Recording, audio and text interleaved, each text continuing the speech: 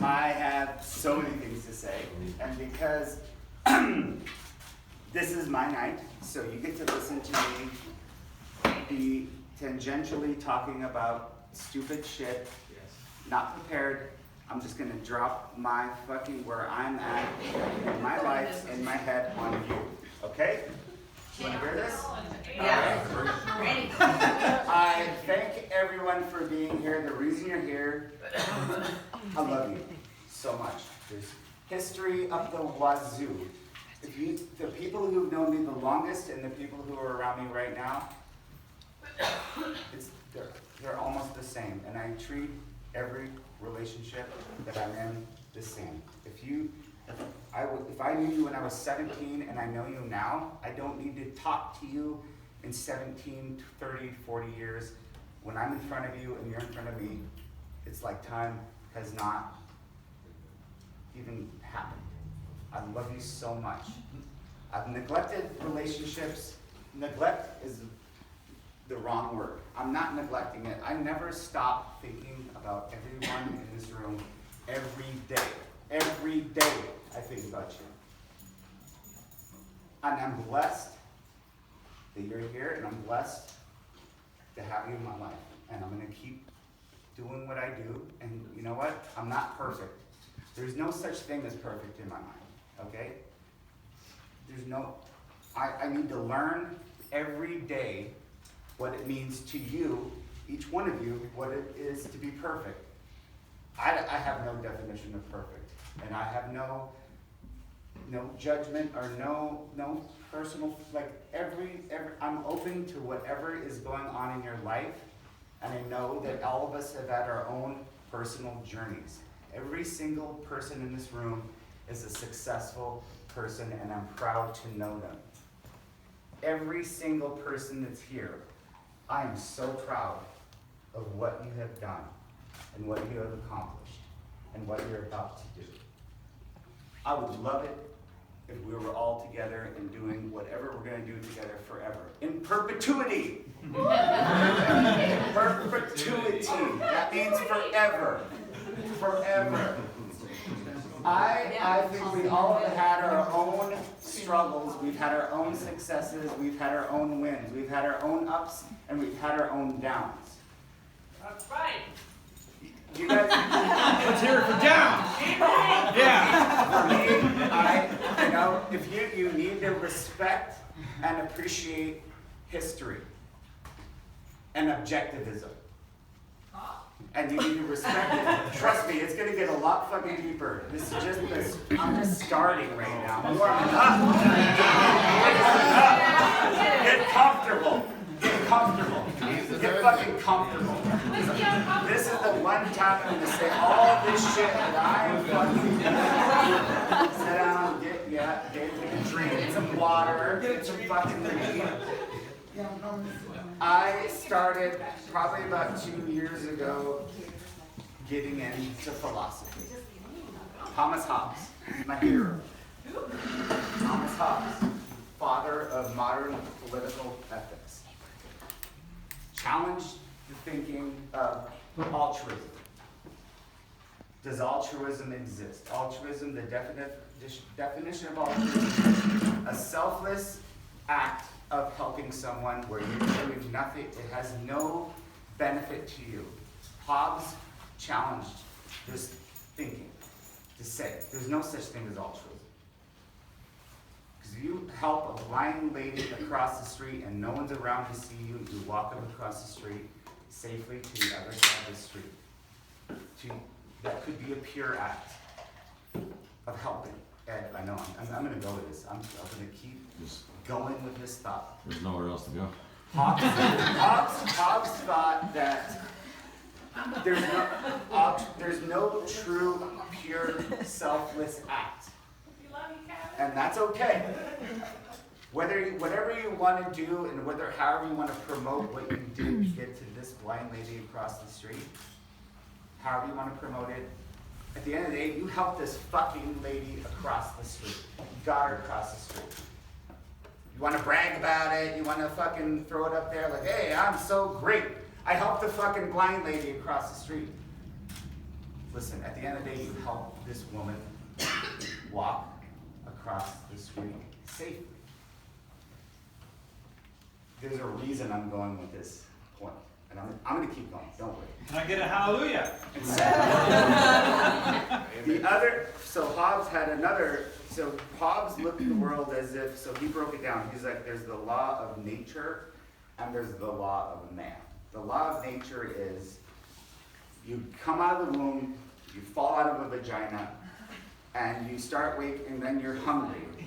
You're cold, so you want to get warm. You grow up, you become a man, you want to fuck. You want to eat. You want to provide shelter for everyone around you. That is really the essence of everything. And then he evolves into more of the political aspect of it, which is, getting society together and under a shared vision and coming together as a society and working together, but at the same time, it's called sovereignty. Everyone has to get together, let's all jump on the same train, let's find a shared vision and work together as a community, figure out what's good for all of us, and let's keep doing this. The reason I started thinking this way is because I spent a lot of years, most of my professional career and a lot of my personal life, holding on to, my own personal views, resentments, or whatever. I needed to start finding a way to break down, like, what the fuck is stressing me out? Why do I have these fears? Why do I have this stress in my life? Philosophy, to me, started, and I'm not political, so I'm not on the left, I'm not on the right. I'm right fucking in the middle. Listen, I'm up for any fucking idea. Any idea I like. Any good idea I like. If it's good for me, it's good for everyone, and we're all pursuing something in the spirit of helping each other out, whether you right, left, whatever, we need to get back to being able to have conversations as people, as friends, as family, and stop. We got to find a way, listen, I'm not putting my beliefs on you. I'm just trying to tell you where I'm at right now with where I've been. So about 4 or 5 months ago, I started doing meditation, and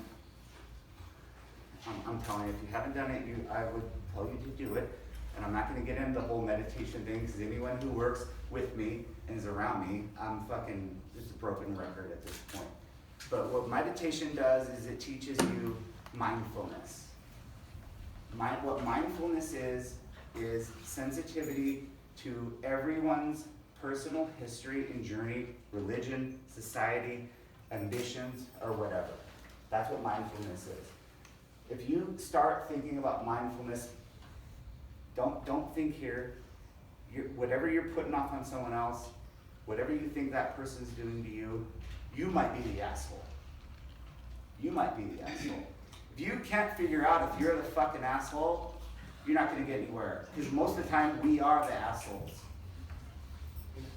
You hold resentment for someone or anyone or anything, and you have a problem with it, and you have a problem with someone, that's your fucking problem. You have a problem because you haven't stopped and figured out, like, oh my God, why is this person, what is his journey? Where has he been? Why are him or her root used? Why are they thinking like this? Don't put your shit on to anyone else. I fucking hate that shit. Maybe you should stand in this chair. No, I'm okay. She's like, I'm worried. No, I'm okay. Yeah. I'm okay, trust me. I'm alright. Kevin, 2020! Listen, this is gonna go on for a while. Get comfy. I gotta get this out there. You wanna know about my personal journey? You wanna know who I am? I got my friends from Montana, I got my brother and my nephew. My brother, he's 18 months older than me. We're on the same, listen, we pursue different paths in life, but we're all the same person. And it's amazing to think, when you think about your lineage, the people who came before you, your parents, your grandparents, your great-grandparents, you'd be fucking surprised what they were doing and the things that the people they were 100 years ago, your direct descendants, it's actually shocking to think, if you really look back, and we're not all blessed enough to know exactly what they did and what they were about. I have a general sense. And so I'm gonna tell a story about how the Nelsons came to the US, okay? And it's actually, when I hear about it in context, and I think about what I'm trying to do now, it's amazing. The Nelsons came to the United States in the late 1800s from Germany. The Nelson side, my dad's side. My great-great-grandfather came over from Germany, and what was happening at the time is you got immediately transcribed into the military. Everyone could come to the US. The minute you fucking got off the boat, you got right in the army. And at that time, we were coming off the Civil War, so the Civil War ended at 1865, and then the Indian Wars were taking place. So my great-great-grandfather was a small waif of a man, and he got commissioned into the military right off the boat, and he was so small and so short that he got entered into the cavalry because he was light, he was on a horse. So this is fucking nuts. He was part of the 7th Cavalry, Custer's 7th Cavalry, okay? Does anyone know about Custer's Last Stand? Battle of Little Bighorn? Everyone died. Custer and every troop that followed him into battle was killed.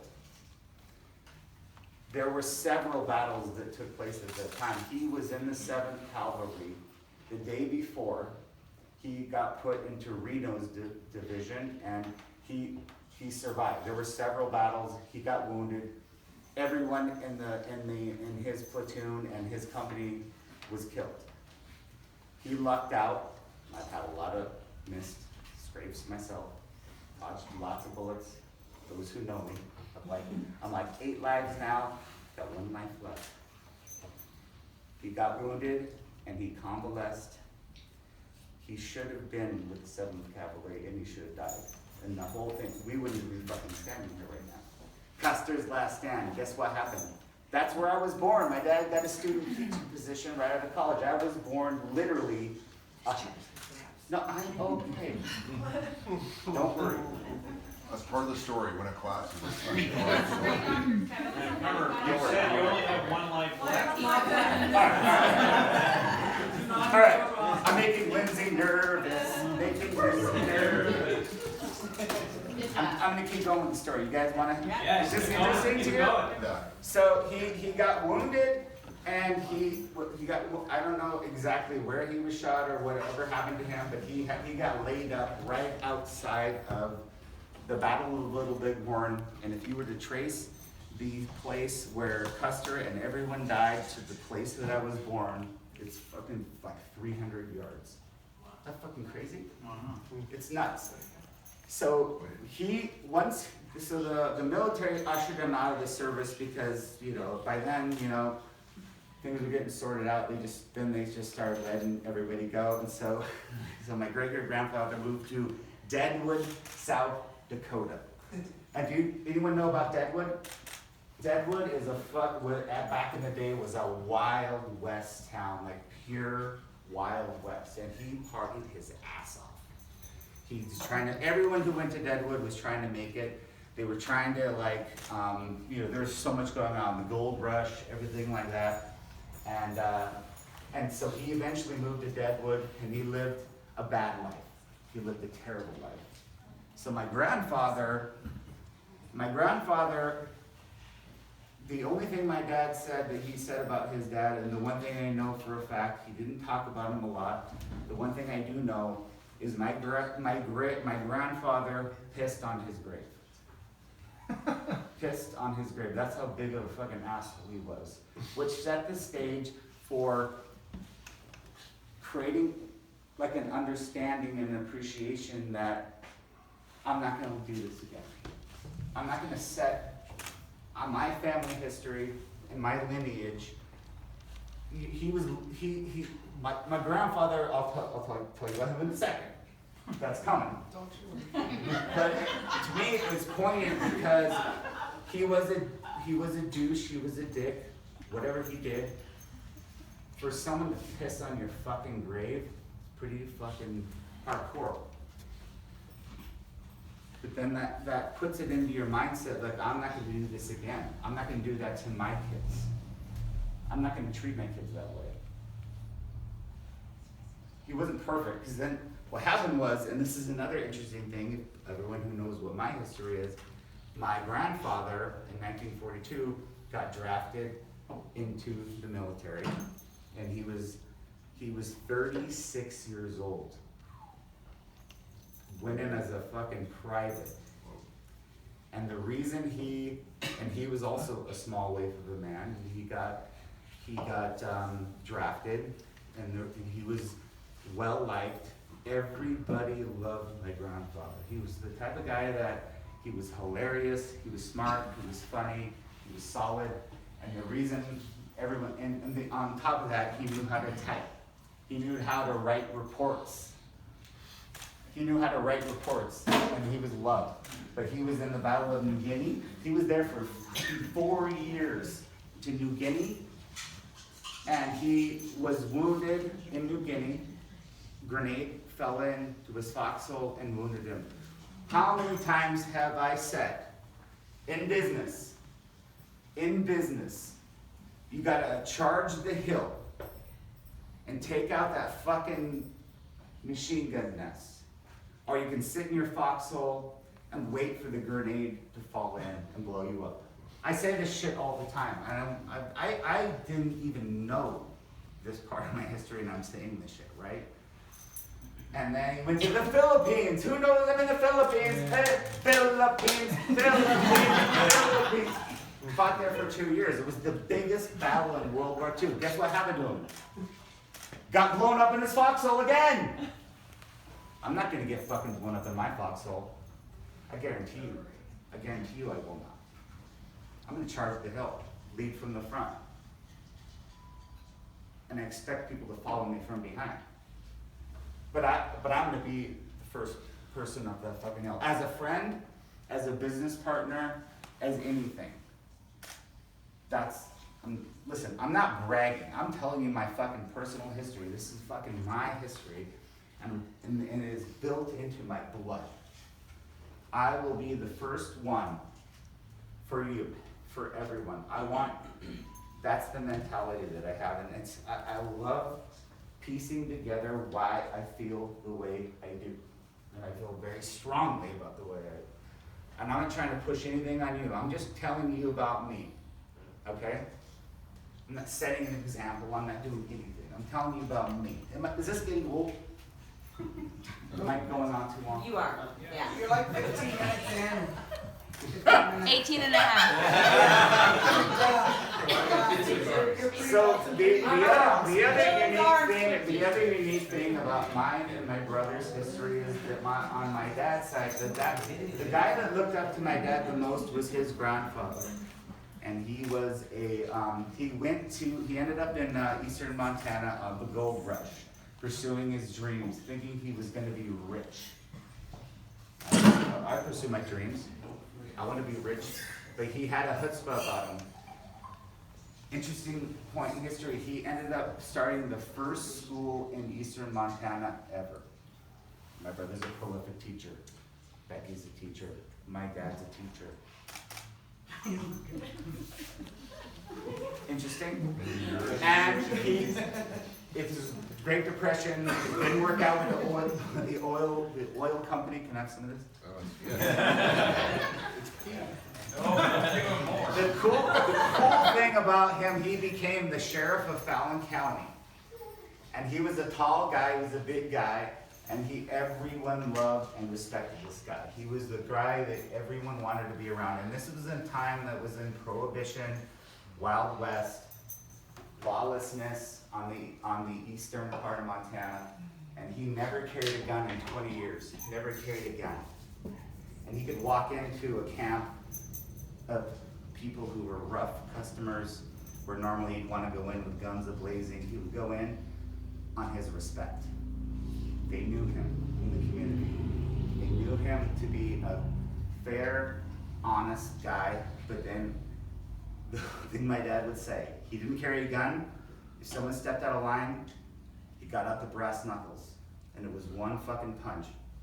And that, maybe he only had to punch 4 or 5 guys, but that carried his reputation. I've had a few situations like that myself, right, Jeremy? Oh, yeah. I made my bones. Yeah. Sometimes you gotta call out physical harm. I made my bones.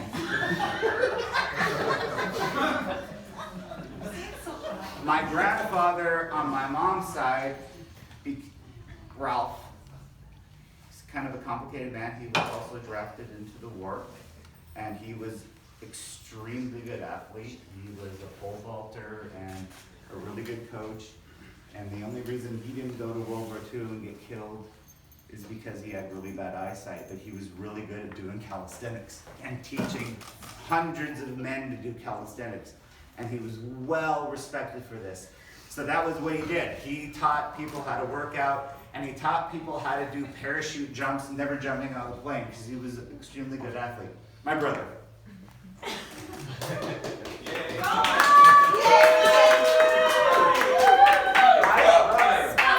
18 months older than so my grandfather went on to become a very well-known coach. Track meets named after him.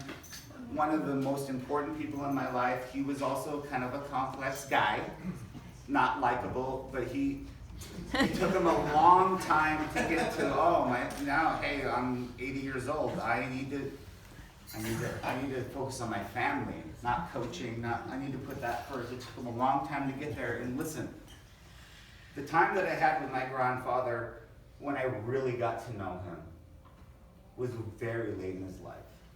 And we became super close. I remember And he became very, very passionate about being intimately involved in our lives. He's like in the Coaches Hall of Fame. He's in the Coaches Hall of Fame. My brother's in the Coaches Hall of Fame, by the way. Go 10 state championships. All right? 10 state championships, okay? I just feel, do you guys feel this sense of history? Like your own, each unique, rich history. Mine is Montana. Montana, listen, linear to a certain respect, certain aspects of what I do. I moved to LA and my time there has been short. But I feel like I'm still part of the essence of the people that came before me. Is this right? It's important to understand that and appreciate that. I would love to know this exact story about everybody in this fucking room. Oh, me first.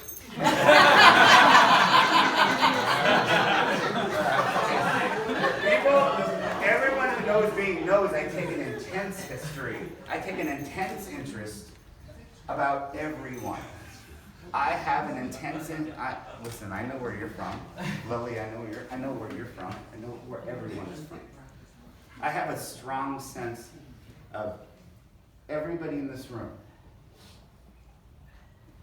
Could you imagine if you took this intense interest in everybody in your life and understanding their history and understanding what they're about? I've often felt, maybe this is just my personal view, I feel like there are times I'm the most understood person in the room and I'm the most misunderstood person in the room. I think people who see me as I almost can't believe that what I'm saying is genuine, I'm fucking genuine. I've lied to anyone in this room, and I never will. I don't have anything to fucking hide out. You're my friends, you're my family. I want you to know about me, and I want to know about you. Okay? I want to keep it going. That's how I want to spend however much time we all have here, getting to know each other. I have no regrets in my life. I don't regret anything. And I believe in everything that's a Rick Rubin That's a Rick Rubin reference, by the way. I believe in everything. I want to pursue a belief in everything. I don't pick a side. I don't want to pick sides anymore. I want to challenge everyone in this room, and I want a fucking birthday present from every single one of you, and I want sensitivity, understanding, and objectivism.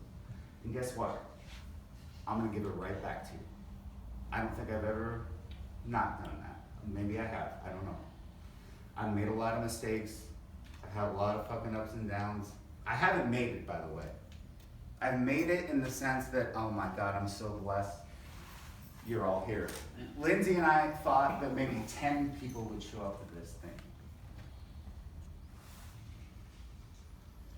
I have a deep,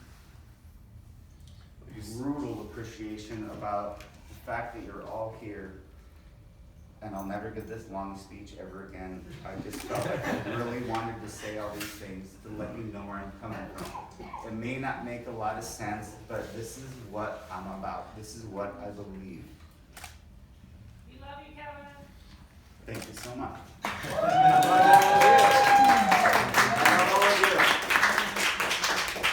I'm done. I just wanted to fucking put all this shit out there. I hope it gives you some kind of understanding of what I'm about. And I love all of you.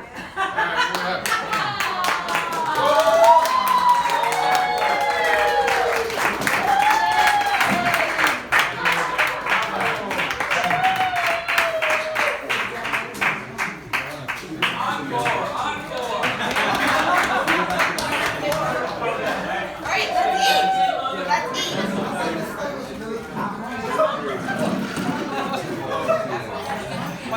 Yeah, I'm eating it.